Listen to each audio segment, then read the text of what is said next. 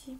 Dando continuidade à nossa disciplina Fisiologia Veterinária Básica, na segunda parte da endocrinologia, desse estudo do controle endócrino da reprodução da fêmea mamífera, nós vamos entender um pouco mais sobre a ciclicidade ovariana. Para isso, nós vamos ter que estudar um pouco sobre os ciclos ovarianos, que são os ciclos estral e menstrual. Então, esses ciclos estrais, eles acontecem naquelas espécies que têm estro, que têm cio. Então, o que marca o ciclo para essas espécies é justamente esse evento de cio.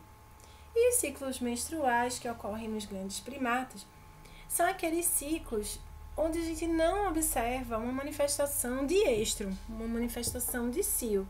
Nesse caso, o que marca o ciclo ovariano é o evento da menstruação.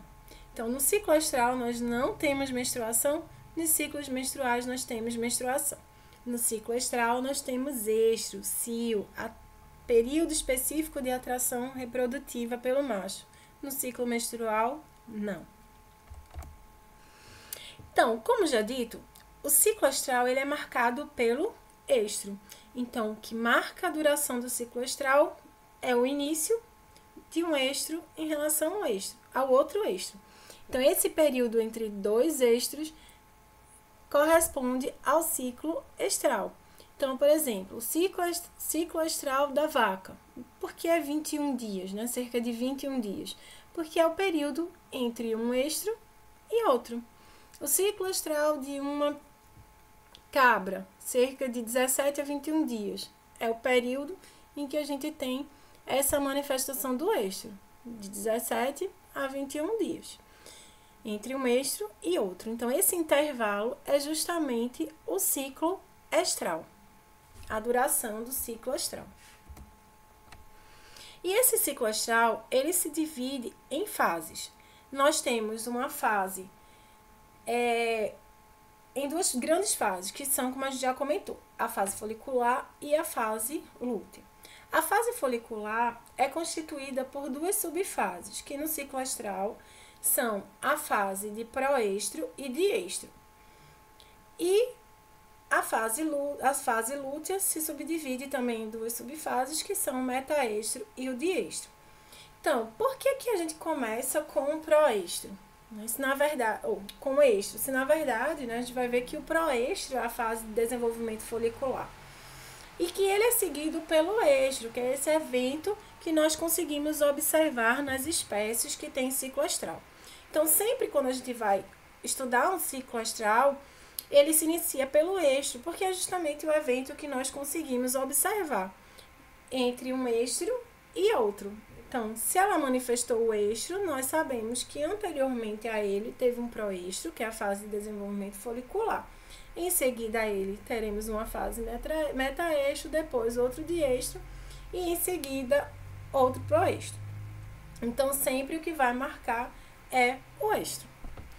Então, esse estro, ele corresponde, como o nome diz, né, se o estro, ao período de receptividade sexual da fêmea, que é determinado por uma onda pulsátil de gonadotrofinas que resulta na alta secreção de estrógeno. Então, o estro ele é desencadeado, como nós vamos estudar em maiores detalhes, pelo aumento da secreção inicialmente do FSH, que ocorre na fase de proestro, que é responsável por determinar o desenvolvimento do folículo, que é a estrutura onde nós teremos, na célula da granulosa, a grande síntese de estrógeno. Então, quanto mais essa granulosa se desenvolve, mais estrógeno vai sendo secretado. E esse estrógeno, por ter um efeito mitogênico nas células da granulosa, leva à produção de mais estrógeno. Então, esse estrógeno aumentado, ele é responsável por essa manifestação, por essa característica sexual, que é a atratividade a atração da fêmea pelo macho, a receptividade sexual da fêmea pelo macho. Então, no caso da cadela, além do estrógeno, também já tem um aumento nessa fase de não só a atração do macho, mas também a aceitação do macho nós temos a participação de progesterona. Em seguida ao estro, nós temos a fase de metaestro. Então, a ovulação ela ocorre ou no final do estro, em geral, ou no início do metaestro em algumas espécies, como é o que acontece na vaca, que é justamente o ponto em que nós temos a maior secreção de LH, que é determinada pelo pulso, né, elevado de estrógeno. Então, esse pico de secreção do LH determina a ovulação no final do estro ou início do metaestro, e assim nós temos a formação do corpo lúteo no metaestro. Então, o metaestro ele estabelece uma fase de transição de um momento em que temos altas concentrações circulantes de estrógeno para outro em que teremos uma alta concentração de progesterona. Fases essas que são o estro e o diestro. Por que o estro é a maior fase de secreção de estrógeno? Porque é a fase em que a célula da granulosa ela está em plena atividade produzindo esse hormônio. E o proestro e o diestro é a fase em que o corpo lúteo está totalmente formado em plena atividade produzindo progesterona. O metaestro é a fase intermediária. É a fase em que o corpo lúteo ainda está se estabelecendo por ação do LH. Ele está se estabilizando e aumentando a sua produção de progesterona. Então, consequentemente, a fase de diestro, como já dito, é a fase em que o corpo lúteo está plenamente funcional em toda a sua capacidade de produção de progesterona. No finalzinho, ao longo desse diestro, a produção de progesterona ela vai caindo, ela vai declinando, como uma onda. Isso porque a progesterona, como já vimos, caso não haja gestação, causa inibição do LH, e esse LH, né, reduzindo sua secreção, ele, sendo necessário a manutenção, a função do corpo lúteo, vai ocorrendo a não manutenção da produção de progesterona e a elevação do estrógeno, e nós teremos aí desencadeado o processo de luteólise, que nós vamos estudar posteriormente. Então, com a luteólise, o corpo lúteo lisado, nós temos a queda brusca de progesterona, da síntese da progesterona, desviando novamente a secreção. Então, com essa queda de progesterona, nós vamos ter de novo as ondas retomadas. Então, o aumento de FSH vai acontecer, por sua vez, no caso do proestro, e nós vamos ter o desenvolvimento folicular. Então, o proestro é uma fase de desenvolvimento folicular rápida. Inclusive, em algumas espécies, pode se encontrar, de certa forma, fundido com o diestro, como é o caso da vaca, porque mesmo no diestro, elas vão ter, né, a espécie como ela, vão ter o desenvolvimento folicular. O que não é possível é a ovulação, porque não vai ter pico de LH enquanto a progesterona estiver alta. Mas tem o desenvolvimento folicular porque se mantém a secreção do FSH. Já em outras espécies, essas fases são bem diferenciadas. Então, nós vamos ter especificamente no proestro esse aumento do FSH, a retomada do desenvolvimento folicular de forma rápida e novamente retomando o período diestro. Então, no finalzinho do diestro e início do proestro, nós temos o evento da luteólise que permite que essa etapa aconteça. Além disso, nós devemos lembrar das interferências nesse ciclo astral em relação à estacionalidade. Então, isso é bastante importante. Além da ciclicidade em si, ainda temos nesse ciclo ovariano a interferência em algumas espécies, né, nas espécies sazonais, da questão da sazonalidade. E aí, quanto à sazonalidade, nós temos espécies poliêsticas sazonais e espécies não sazonais. Então, as poliêsticas sazonais são aquelas que dependem grandemente da glândula pineal, como já estudamos, né? Então, os pequenos ruminantes, que são os reprodutores de dias curtos, os gatos os equinos, que são reprodutores de dias longos, e aí nós temos a interferência justamente da pineal com a produção da melatonina. E nós temos poliêstricos não sazonais, nesse caso não tem interferência da sazonalidade, o que vai interferir é a questão de umidade, de temperatura, mas não a sazonalidade, que nesse caso se destacam os suínos e os bovinos. E ainda, né, quanto à manifestação do êxito, nós temos também os animais chamados monoêstricos, que é o caso da cadela. Então, a cadela é considerada monoêstrica porque ela não tem cios repetidos, de forma repetida. Na verdade, ela tem os momentos de êxito intervalados por um grande período de anexo, que é uma fase de inatividade ovariana. Então, essa cadela manifesta toda a fase folicular, toda a fase lútea, e essa fase lútea se prolonga com esse grande período de anexo, que é uma fase de inatividade ovariana. Então, esse ovário ele vai ficar não responsivo.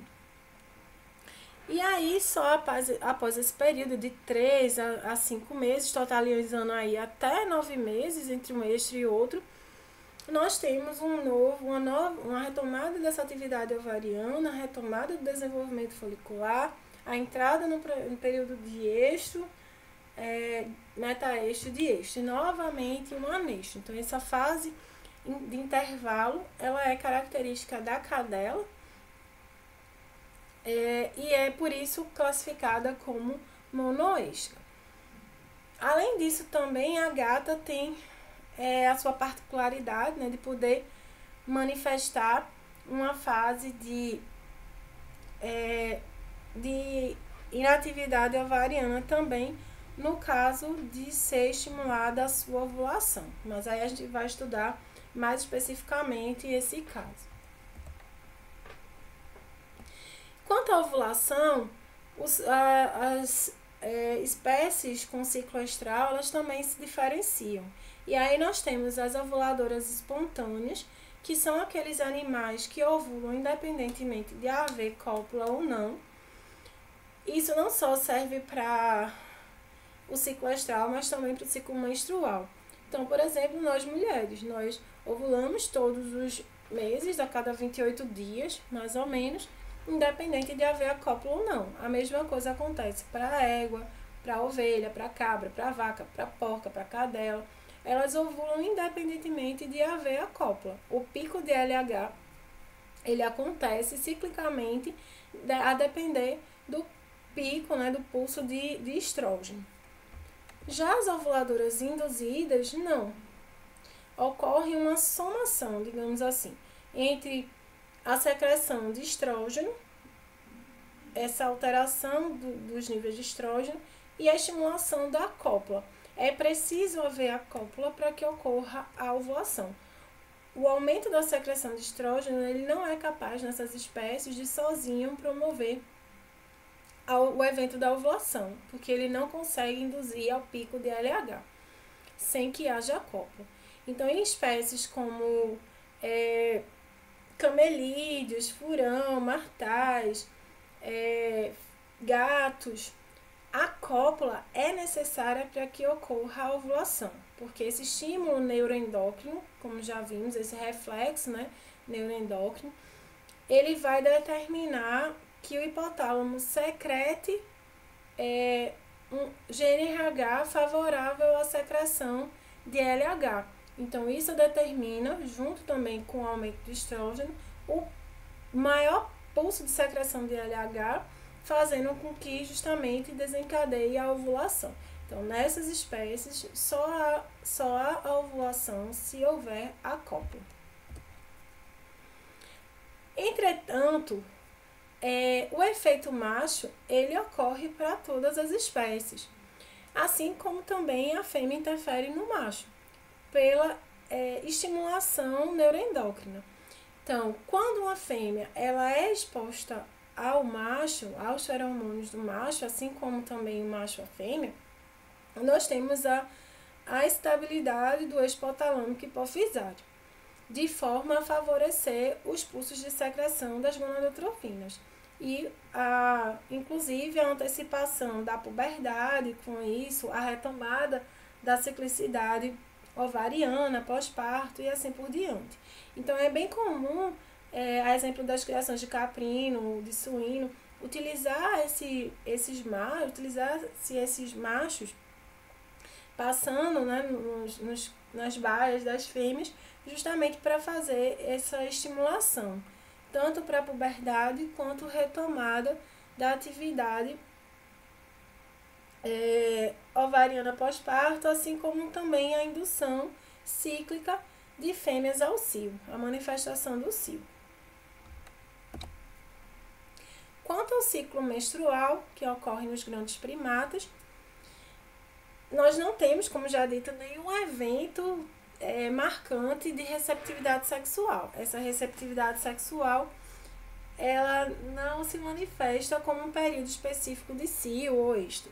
Então, o que marca o ciclo menstrual é justamente a menstruação, a eliminação dessa secreção sanguinolenta, que nada mais é do que a liberação do endométrio que se preparou para a recepção de um possível embrião, né, para uma possível gestação. Então, e por que nos mamíferos nós não temos esse evento de cio ou estro, como nos grandes primatas, né, nós não temos esse período específico de cio ou de estro? Porque nesses animais, o corpo lúteo, ele possui aromatases que conseguem, né, por sua vez, vão ter essa função de converter parte da progesterona em estrógeno.